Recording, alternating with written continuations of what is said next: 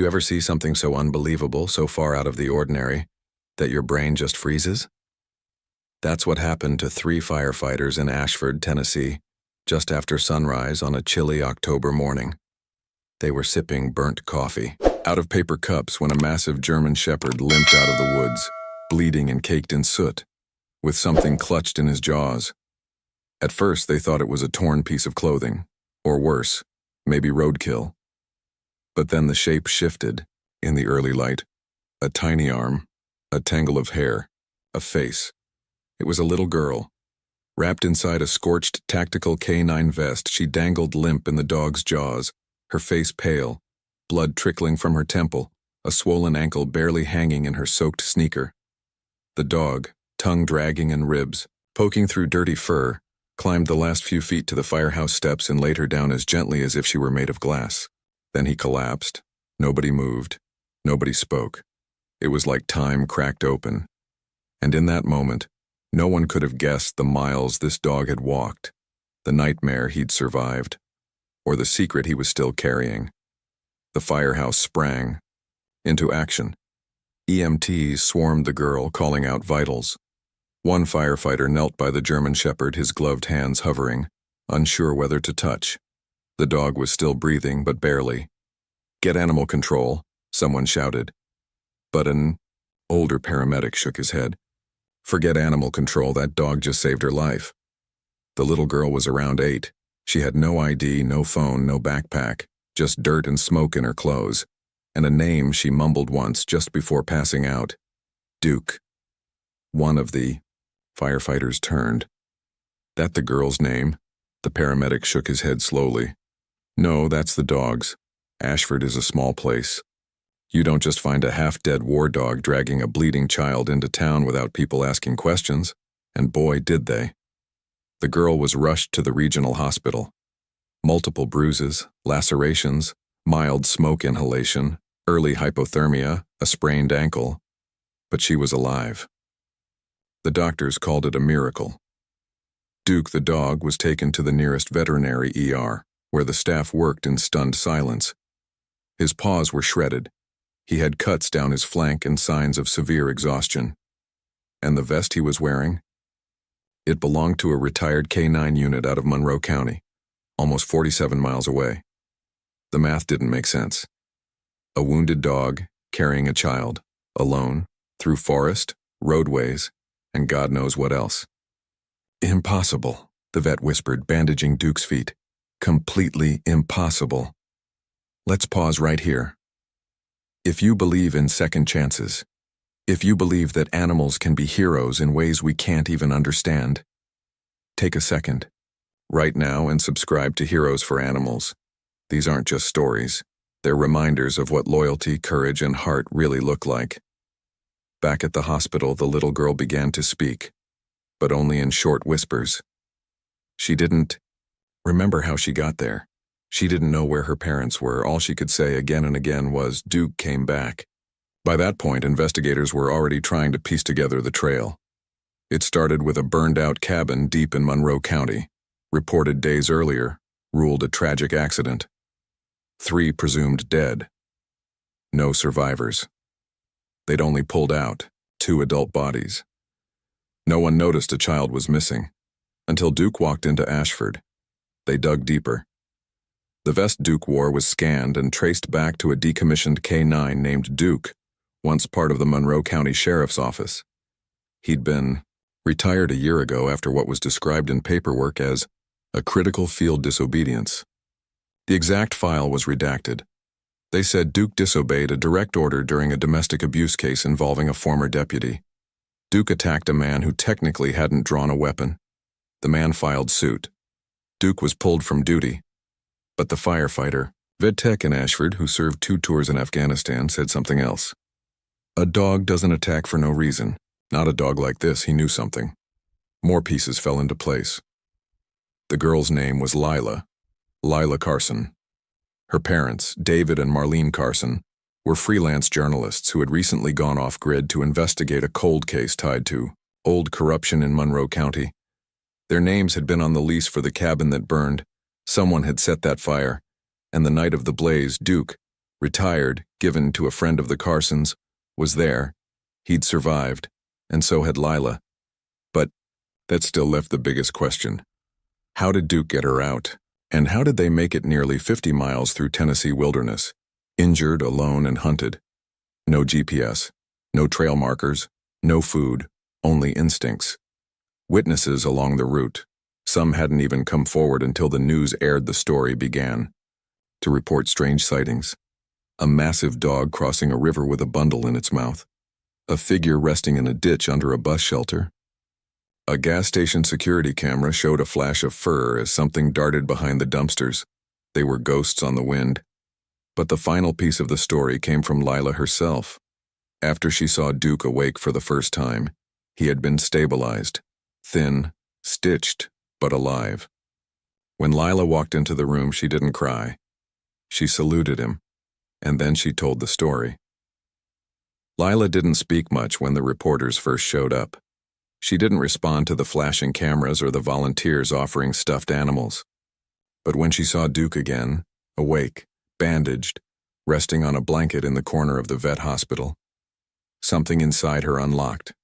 She walked over quietly, kneeled down and whispered, "I told you we'd make it." Then she turned to the sheriff and said, "I can tell you everything now." The Carsons hadn't gone into hiding for fun. Lila's parents had been investigating something dark, something dangerous, an old missing persons case involving 3 teenagers who vanished in the late 1990s near Monroe County. Everyone had assumed it was drugs or maybe a runaway situation, but Marlene had been digging into police archives for months and found discrepancies in the initial reports, locations that didn't match, testimonies that had been altered. The deeper they looked, the more they uncovered. Ties to a former deputy, evidence that was supposed to be destroyed. They moved into the cabin to avoid being tracked. It was remote, isolated, safe, until it wasn't. Lila remembered the night it happened.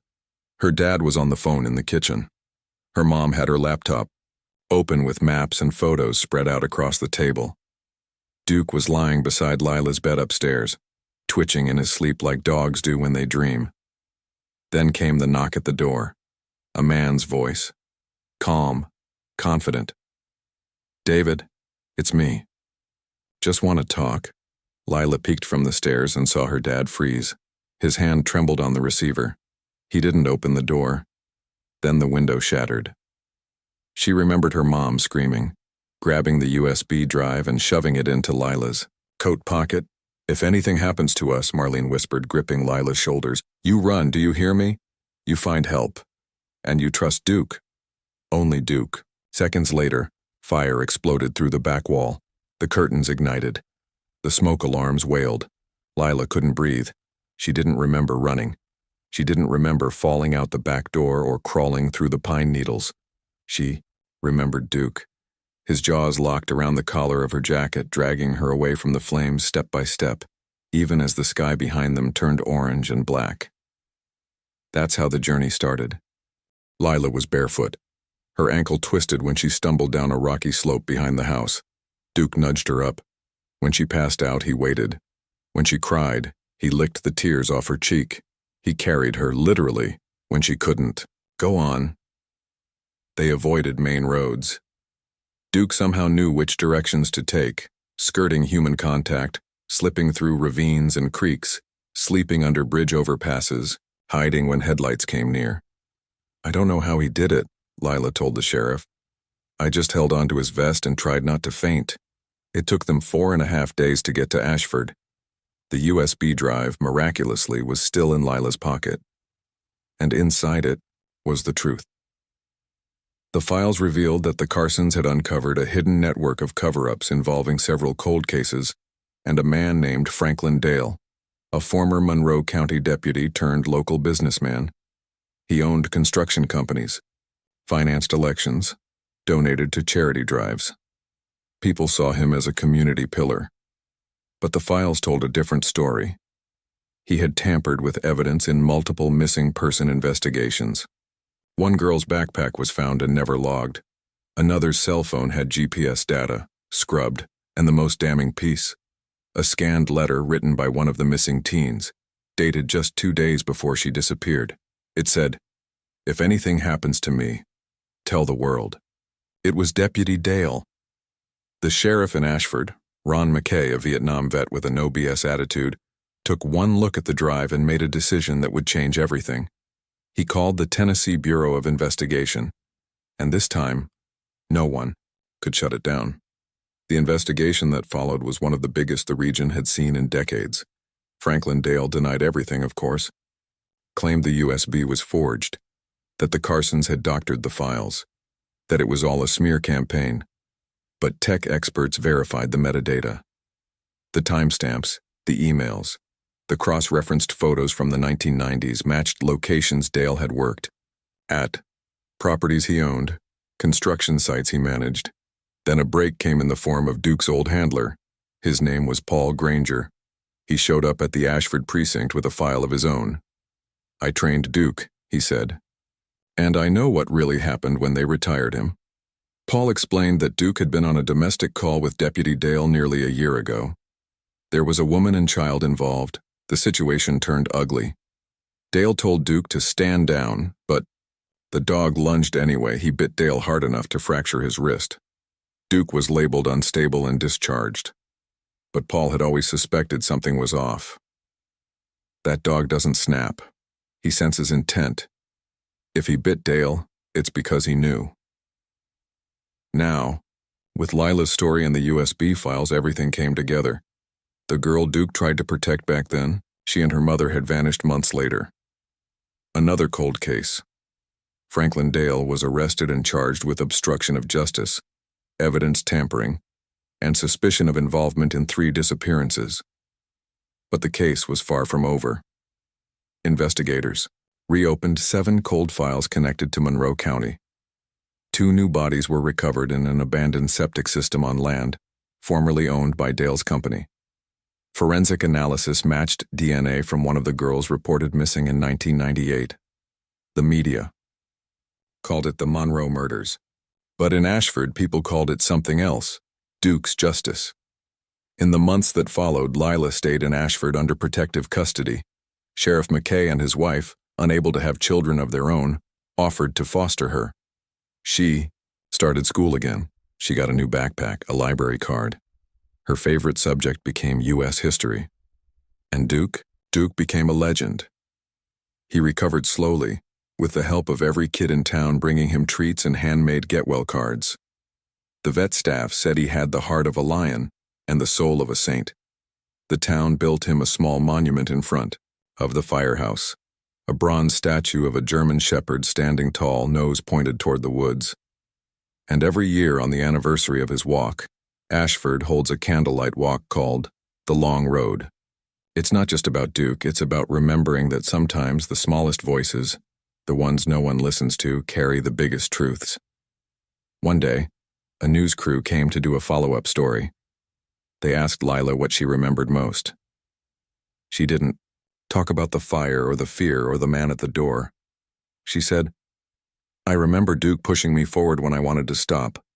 I remember thinking, if he's not giving up, then neither am I." Then she smiled and added, "He's not just my dog. He's the reason I'm here." The courthouse in Monroe County had never seen anything like it. People lined the sidewalks with coffee and blankets at 6 a.m., waiting to get inside. Reporters from Nashville, Atlanta, even as far as Chicago, had staked out corners of the courthouse lawn. Some sat on lawn chairs with satellite dishes pointing skyward. Others filmed TikToks and live streams, narrating the story that had become a national obsession, the trial of Franklin Dale, and the testimony of a little girl and the dog who carried her through hell. Inside courtroom 2B, tension hung like thick humidity. Prosecutors called it a fight for justice. The defense claimed it was a circus. But everyone in town knew what it really was. It was Duke's day. Franklin Dale sat at the defense table in a sharp gray suit, his graying hair neatly combed, fingers steepled like a preacher. His face didn't twitch, not when his charges were read, not even when Lila Carson walked through the double doors with Sheriff McKay at her side. She was wearing a blue dress. It matched her eyes, and she was holding Duke's leash. A collective hush fell over the courtroom. Duke walked at her side, strong again, his fur glossy, his gait proud. He wore his black K9 vest, not because he had to, but because the moment called for it. The judge nodded solemnly. "You may proceed." Lila took the stand first. Her voice didn't shake. Her hands didn't fidget. She sat up straight and answered every question from the prosecution. How the fire started, how her parents screamed, how Duke dragged her out of the smoke and through the dark. "I was ready to give up," she said, staring out into the rows of suits and notebooks. "But Duke didn't, and that's why I'm here." Then came the cross-examination. The defense attorney, a polished man in a $3,000 suit, tried to chip away at her memory. Asked why she waited days to talk. Suggested her fear distorted the truth. "You said you saw Mr. Dale through the window," he said, voice syrupy. "But how can you be so sure? There was smoke, panic, you're just a child." Lila blinked. "I know what I saw. I saw him. I heard his voice. And Duke saw him too." The room froze. It was subtle, but Dale's hands clenched just once, barely enough to notice. The judge called for a short recess. That's when the prosecution team made a bold request. They wanted to submit Duke's behavior as evidence. Not his words, obviously. He was a dog. Not a witness. But his trained actions, his identification response, his consistent reaction. When shown Dale's photo, "Duke is a certified K9 with military and law enforcement training," the lead prosecutor argued. "He's demonstrated situational recognition, defensive loyalty, and behavioral consistency in line with his past service." The judge leaned back. "You want the dog to take the stand?" "No, Your Honor," the prosecutor replied. "We want the jury to see what he does when he's in the presence of the man who hurt that child." They brought Duke into the box. Dale stayed seated at the defense table, expression unreadable. Duke was led in by Officer Granger, his former handler, and placed near the stand. Then, without command or prompting, Granger walked Duke past the jury, past the bailiff, and stopped 10 feet from Dale. Silence. Duke's ears perked up. His tail stiffened. His posture shifted from relaxed to alert. Then a low growl, guttural and primal, rumbled in his throat. The bailiff stepped forward. "Control your dog," but Granger shook his head. "He's not attacking. He's identifying." Duke took 2 steps toward Dale. No bark, no lunge, just the kind of cold, locked stare only war dogs know how to give. The jury leaned forward. A few gasped. Even the judge narrowed his eyes. "Noted," he said. And just like that, Duke became the trial's most powerful voice, without speaking a single word. In the days that followed, the courtroom heard from tech analysts, forensic scientists, and behavioral psychologists. They confirmed the contents of the Carson USB drive, authenticated the documents, traced the missing person's paths to land formerly leased by Dale's company. They even unearthed an audio file, a voicemail fragment from one of the missing teens never before released. The last 3 seconds captured her sobbing, and the words, "He's here, the deputy, he..." The audio cut off. Dale's defense crumbled. His attorney pivoted to character testimony. They brought in community leaders, a retired judge, even his pastor. "This man," the pastor said, "has donated more money to youth sports than anyone I know." But the jury didn't buy it. Not after hearing Lila's voice. Not after seeing Duke sit, ears up every time Dale entered the room. And especially not after what came next. The final day of the trial, Lila was asked if she had anything she wanted to say. Something not in her official statement. She stepped to the microphone. "I'm not afraid of you anymore," she said, looking straight at Dale. "You tried to make me disappear, but she pointed to Duke, made sure I didn't." She paused, then said something no one expected. "I forgive you." Gasps rippled through the room. "But I'll never forget what you did, and I hope nobody else does either." It took the jury 6 hours. Guilty on all counts. Franklin Dale was sentenced to 4 consecutive life sentences, without the possibility of parole. As he was escorted from the courtroom, Duke rose to his feet and stared after him until the doors closed. Crete. Nation reacted like wildfire. TV anchors cried on air. Late-night hosts dedicated monologues to the dog who wouldn't let evil win. People sent gifts to Ashford from across the country. Treats, toys, letters addressed simply to Duke, Ashford, TN. The governor issued a commendation. Duke was given an honorary badge and the title, Canine Officer of the State of Tennessee. He was even offered a spot in the state's Hero Animal Hall of Fame. The town held a parade. The Ashford Elementary Marching Band played God Bless America, while Lila and Duke rode in a convertible, waving to the crowd. Some kids held up signs, Duke for President. Others just ran behind the car, laughing and chanting his name. But, even with all the cameras and cheers, Duke stayed the same. He still slept at the foot of Lila's bed, still barked at squirrels, still liked his water bowl cold and his naps in the sun. He wasn't in it for the fame. He was just doing what dogs do best, protecting the ones he loved. A few weeks later, Lila sat with a reporter for a documentary. Chris. She wore a hoodie that said Team Duke across the front. Do you think you'll ever stop talking about what happened? The reporter asked. Lila smiled. No, and I hope no one else does either. Because people need to remember, not just what was done to us, but how one dog walked across 47 miles of pain to save me. She looked down at Duke, resting his head on her lap. Some people think heroes fly or wear badges, she whispered. Mine walks on 4 legs and has a scar under his ear. That's how I know he's real. 6 months after the trial, life in Ashford had settled, but it would never be the same. The town that once barely made the weather map was now the heart of a national conversation. And at the center of it all was a dog with a torn ear, a healed paw, and the kind of eyes that seemed to know more than most people ever would. Duke. He wasn't just a local hero anymore. He had become a symbol. It started with the mail.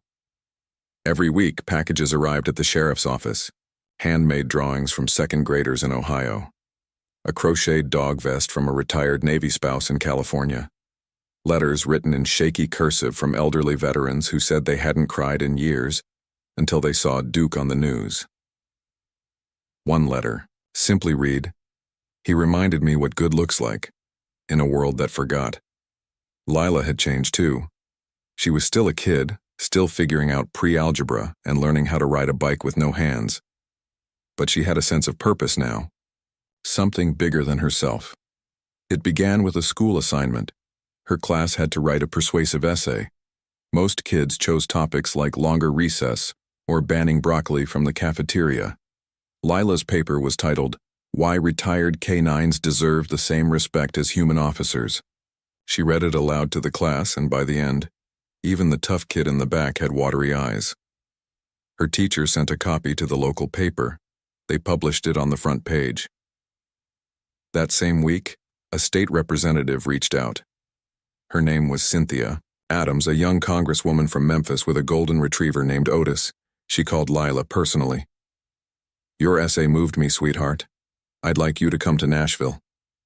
Lila blinked. Why? To help change the law. So that's how it happened. One chilly morning in February, Lila and Duke rode with Sheriff McKay and his wife to the Tennessee state capitol. Lila wore a navy blue dress and tiny gold earrings shaped like paw prints.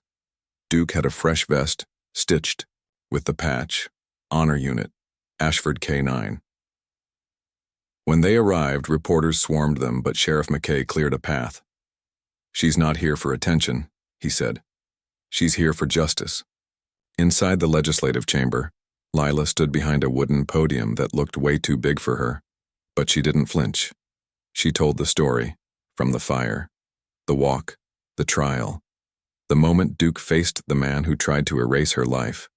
And then she said, "He didn't wear a badge anymore. He didn't get paid. But Duke still did the job. He didn't quit when it was hard. So why do we let the system quit on dogs like him?" You could hear a pin drop. The bill was called Duke's Law. It proposed official state recognition for retired canines. lifetime veterinary care funded by public safety grants and legal protections equal to those of active duty service animals. Within 3 weeks, it passed with overwhelming bipartisan support. The governor signed it into law using a paw-shaped pen. Lila stood beside him. Duke sat at her side, tail thumping softly on the marble floor. That was just the beginning. Other states took notice. Mississippi drafted a similar bill, then Georgia, then Colorado. Within a year, 8 states had passed their own versions of Duke's law. National networks started referring to the effort as the Duke Movement. Late-night TV shows featured animated shorts about him. A major streaming service optioned a documentary, but the most powerful moment came not on screen, but in the dirt. A K-9 named Ranger was shot in the line of duty during a narcotics raid in Arizona. His handler, Officer Sarah Ruiz, wrote to Lila afterward, "Your story gave me the courage to fight for Ranger's medical care. The city wouldn't have paid for it before Duke's law. Now they have to. He's alive because of you." Lila read that letter 3 times. Then she asked Sheriff McKay, "Can we do more?" And they did. With help from Officer Granger and donations. Pouring in, they founded a nonprofit, Duke's Walk. Its mission? To rescue, retrain, and rehome retired K-9s across the country and provide financial aid to handlers struggling to care for their partners after service. Their motto was simple: no K-9 left behind. The first dog they rehomed was a Belgian Malinois named Tango. He'd done bomb detection in New York for 6 years. After an injury, he'd been kenneled indefinitely. Lila found him a home with a veteran who had PTSD. 3 months later, the man sent a photo. Tango sleeping with his head in the vet's lap, both of them finally at peace. Lila smiled and whispered to Duke, "That's one more." Duke, now 10 years old, was slowing down. He had arthritis in his back hips and sometimes limped after long walks. But he never missed a parade, never turned down a visitor. He still barked at the mail truck and loved his peanut butter treats. And every Friday, Lila read him a letter, usually one from a kid thanking him for teaching them what bravery means. The one he seemed to like best came from a 6-year-old boy in Iowa. "When I'm scared, I think about how you walked even when it hurt. That helps me go to school." One spring morning, Sheriff McKay came home to find Lila sitting on the porch steps. Duke lay beside her, head in her lap, breathing slow. McKay sat down quietly. Said nothing. Lila looked up, eyes rimmed in red. "I think it's almost time." The vet came that evening. A gentle, kind woman who'd known Duke since his first day in Ashford. She brought a soft fleece blanket and a little biscuit for his final nap. Lila held him the whole time. "I love you," she whispered. His tail thumped, once. And then he was gone. Ashford held a memorial service at the firehouse. Hundreds came, some from states away. Officers, veterans, children, K-9s in uniform. They played taps. Lila gave a speech. There are some heroes who walk into fire, others who walk into darkness. Duke walked into both, for me. They buried him beneath a tree next to the statue they'd built months earlier. On the plaque, they etched 5 words. He walked, so others lived. A year later, Lila visited Washington, D.C. for the National K-9 Memorial Ceremony. She was asked to read the names of dogs who had died in service that year. At the end, she said, "And one more, Duke of Ashford. Not fallen in the line of duty, but a warrior until the end." She stepped back from the podium. A full crowd of law enforcement officers, family members, and fellow handlers stood in silence. Then someone began to clap, and then everyone did. Because they knew this story wasn't just about a dog. It was about the promise that loyalty doesn't fade, that courage doesn't age, that love, especially the kind that walks on 4 legs, leaves footprints deeper than any trail through the woods. The house felt quieter without Duke. His empty bed still sat by the fireplace, untouched. His favorite chew toy, an old knotted rope, lay beside it, frayed but sacred. Sheriff McKay had offered to pack it away, but Lila wouldn't let him. "He earned his place," she said. "He stays." Everyone in Ashford gave her space. People waved gently instead of shouting across the street. Teachers gave her time when her hand hesitated to rise in class. But Lila didn't retreat. She wasn't the same little girl who'd been carried out of the woods. She was standing now, speaking, leading.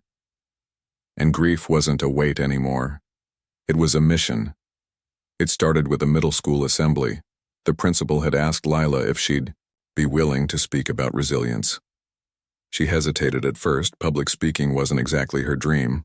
But something inside her whispered, "He didn't walk all that way for you to stay silent."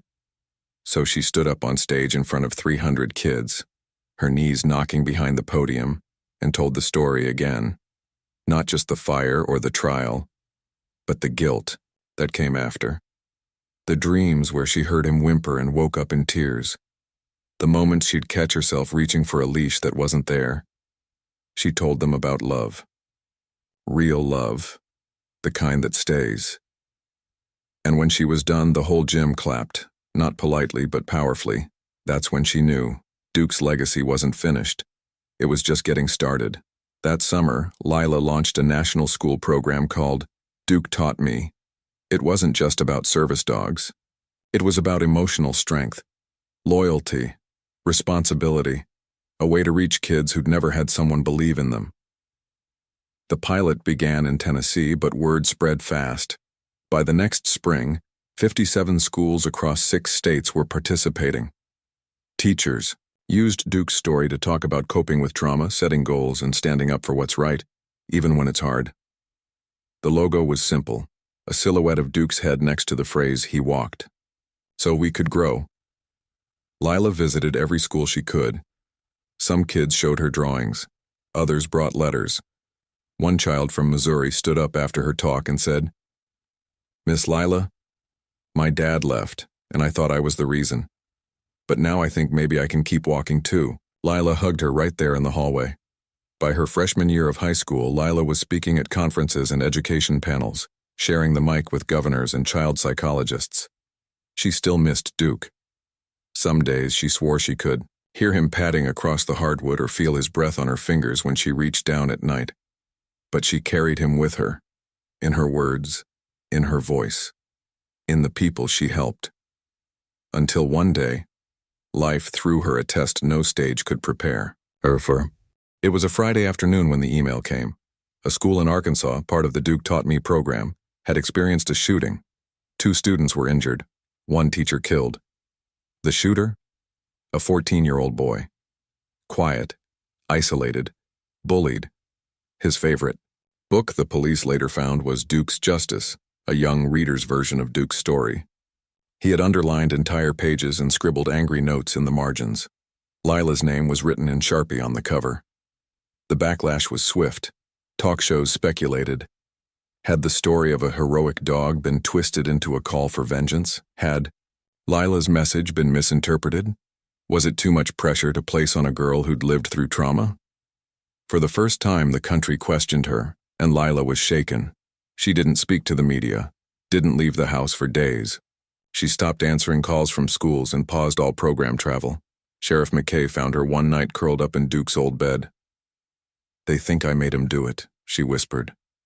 "They think I turned pain into something ugly." McKay sat beside her, didn't try to fix it, just listened. Then he said quietly, "Evil isn't born from truth. It's born from silence. That boy didn't hear your voice. He only heard his own anger." Lila stayed quiet a few more days. And then, on her own terms, she chose to respond. She wrote an open letter, published in every major newspaper in the country.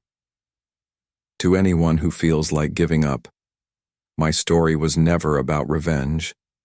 It was about survival, about loyalty, about the kind of love that doesn't run. If you ever read my words and felt angry, I'm sorry. But I hope you'll listen again, not with your fists clenched, but your heart open.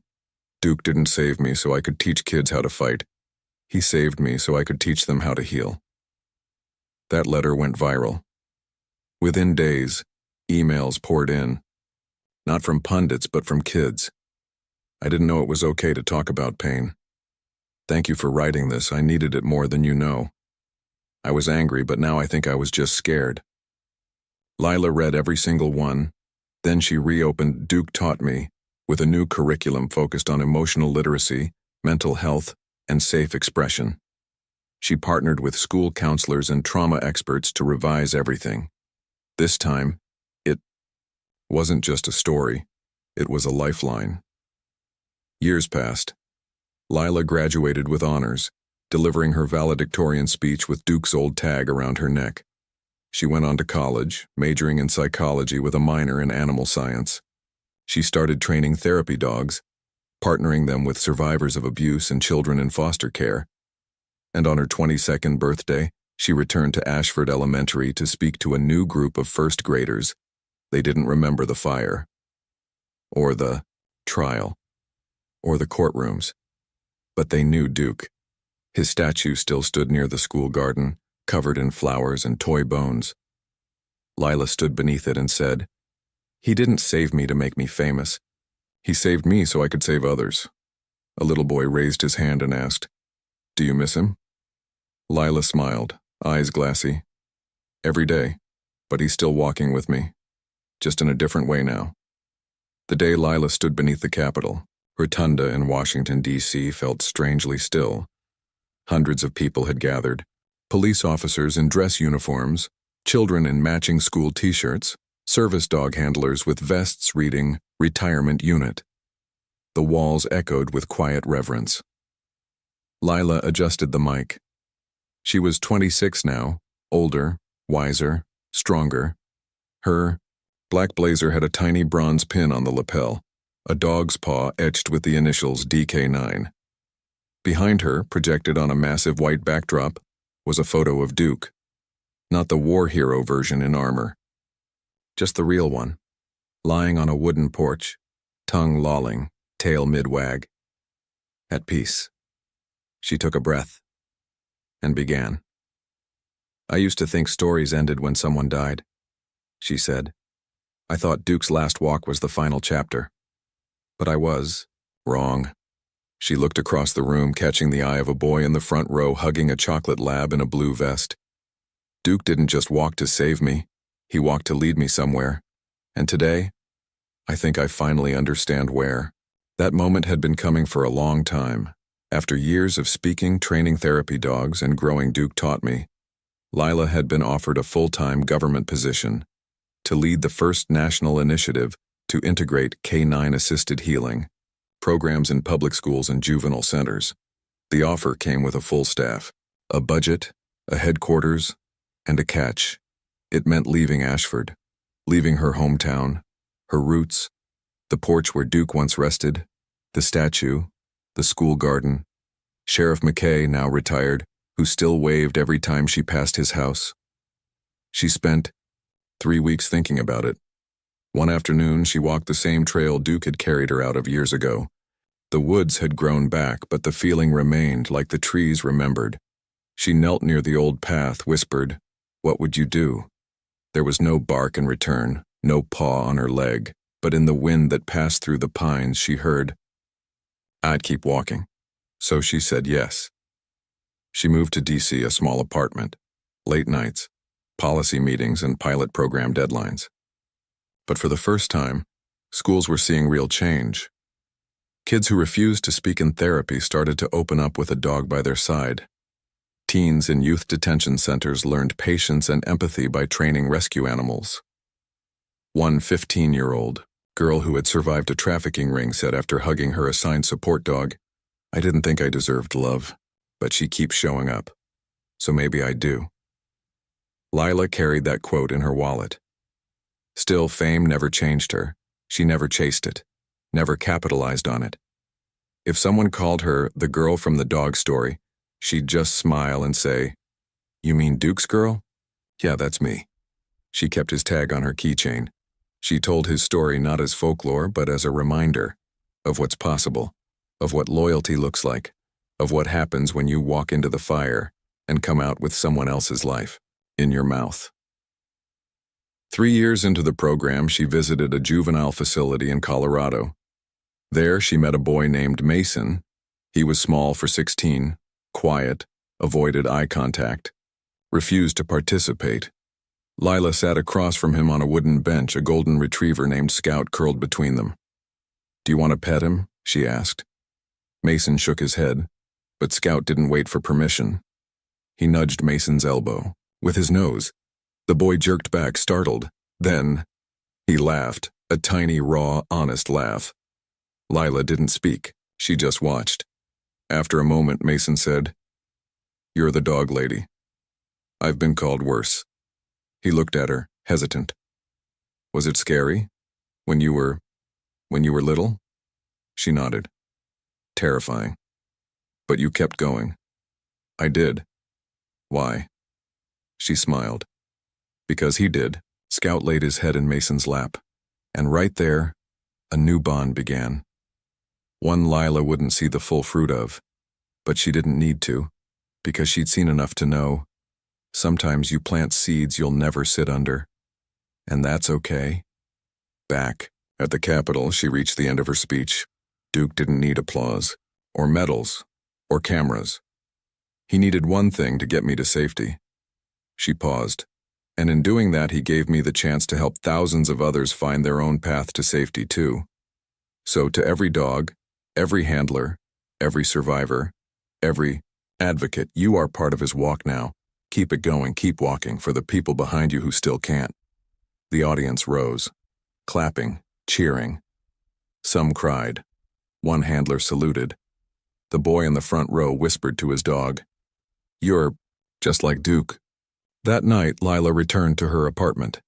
She slipped off her shoes, set down her speech notes, and opened the sliding glass door. It was quiet outside. A soft breeze moved through the city trees. She walked to the balcony railing and smiled, because she knew he was there, not in body, but in mission, in movement, in every child who took a deep breath, in every dog who sat calmly by someone shaking in fear, in every walk, slow or fast, that carried someone closer to peace.